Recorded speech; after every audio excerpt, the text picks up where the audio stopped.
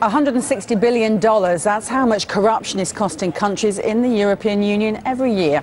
The EU's first official report into the issue found corruption is happening in every single one of its countries, and there's not enough being done to stop it.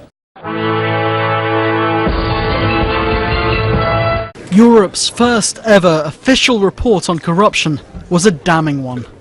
There are estimations that corruption costs in the European Union is no less than 120 billion euros each year, and that is the equivalent of an EU annual budget. Greece, Italy, Lithuania, Spain and the Czech Republic are said to be amongst the worst offenders, with almost all companies in those countries believing corruption is a problem.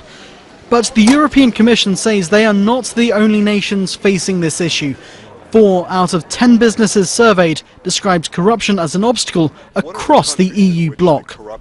The report shows clearly that the level of corruption varies from member state to member state, but it also shows that it affects all member states. There are no corruption-free zones in Europe. It's also a big problem for European companies. Many of them believe they've lost contracts because of corruption. So what's going to be done about it? Well, there'll be no new laws, no sanctions, and Commissioner Malmstroem admits that change will take time. It takes much more than a report to eradicate corruption. But as we are finding our way out of the economic crisis, this can be a tool. We cannot afford to drag our feet.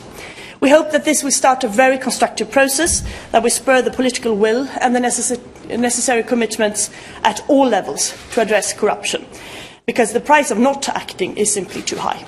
And it's particularly important as the European Union tries to emerge from difficult years during the Eurozone crisis. If countries want to grow their legal economies, then clearly they have to do more to crack down on illegality and corruption.